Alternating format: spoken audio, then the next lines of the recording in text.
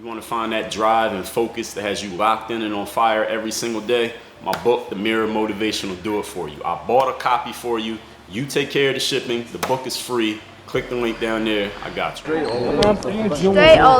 Baldwin, DreAllDay.com, WorkOnMyGame.com. All you ball players out there who want to play ball overseas, this message is for you. When you get your chance, you get on, some team offers you a tryout contract, you get signed to a deal, maybe a team brings you in for a workout or something like that. Understand that there's no warm-up period. There's no grace period. They're going to be expecting you to be that dude or that girl from the very first moment you step on the court. Like the first drills, the first workouts, the first scrimmages, whatever it is you do in practice that day, they're expecting you to be that person immediately. And if you're not impressive immediately, you won't even make it to the game. Because I know some players out there, all of us, we're unique as players. Some players are players who kind of warm up. You start off slowly, and then as you get looser and you get more comfortable in a system or in a situation, then you start playing a little bit more aggressively. If you're playing that, this is the way that I would put it. The higher the investment the team has already made in you, the more time they're going to give you to figure out who you are and find your footing in a situation. So if a team has made a big investment in you, they might give you half the season to find out if you can figure out your spot, figure out your role on this team and start playing the way that they want you to play. If a team hasn't made any investment in you, let's say they just told you can come work out with us, you can come practice with us a time or two, you can come to this tryout, but we're not paying you for it, they'll get rid of you after one day if they haven't made an investment in you. And listen, this is not hyperbole. This is something that I've seen happen to players because they weren't impressive on the first day. The team is looking at you. Like these teams outside of the United States, when an American player comes in, they already understand inherently that the American player is a bigger investment. They got to pay for your travel. They got to pay your travel from the USA and back to the USA. It's going to cost them more than their travel for a player who's in that country. They got to pay, they might have to pay a certain fee just to have you play in the league. Just to have an import player, what they call imports or a foreign-born player in the league, the team might have to pay a fee to the league just to have you on the roster. So it's costing them money in that way. They got to put you up in some type of housing. That costs money. They got to pay for some food for you. That costs money. Any transportation within the country or the town, they got to pay for that. That costs money. And they might not have to make these same investments in the local players, the guys who are from that same country or girls who are from that same country. So understand, they're looking at you as you're a dollar sign. Not that they don't care about you as a person. Some of them don't, some do. But you are a much bigger investment. Therefore, they're expecting immediate bang for their buck. If they're not getting that immediate bang for their buck, if you're not impressive that first practice or that first scrimmage or the first workout, you could be on the court by yourself and they just running you through drills. If you look out of shape, if you're supposed to be a shooter but you're missing, you're supposed to be a ball handler but you're losing the ball, you're supposed to be athletic but you're not playing above the rim, if you're not looking like what they want, they will get rid of you immediately. So what do you need to do with this information? You need to start training yourself in your at-home training on the court, when you're working out with your trainer, any off the court training that you do, and you should be doing off the court training, you better be in game shape. Let's just start right there. Be in game shape. Y'all know what game shape means? Game shape means at the end of the workout, you shouldn't be dead tired. That's what it means to be in game shape.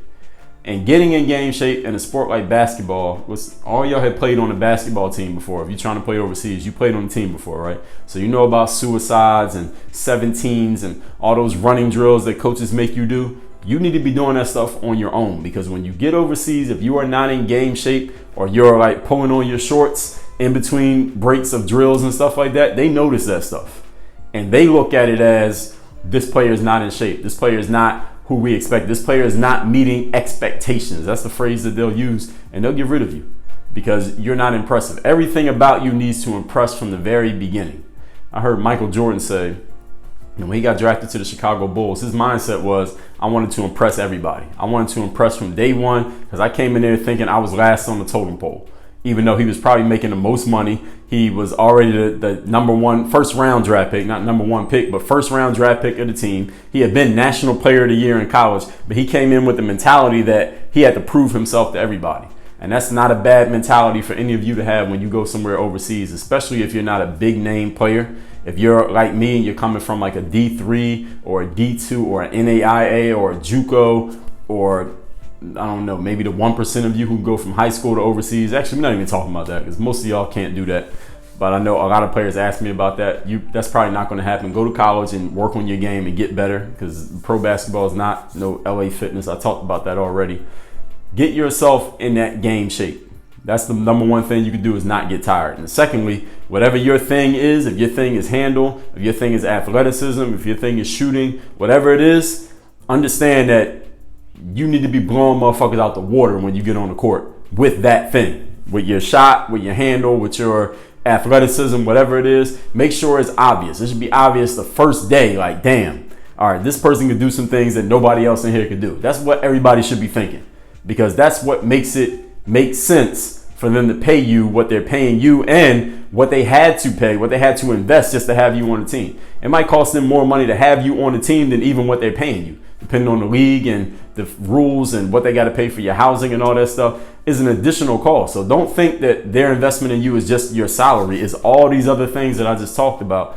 And look, if they bring you in the middle of the season or something like that, you taking somebody's spot. Like, you taking somebody's playing time. Somebody gonna have to fall back in the rotation because you're on the team. All of these are costs to the team. So you better be damn good when you first walk in there. So the whole overall point of what I'm saying in this video, you better be ready to fucking go. And if you're not ready to go, then be ready to go, because they're going to send you back home. That's where you're going to go.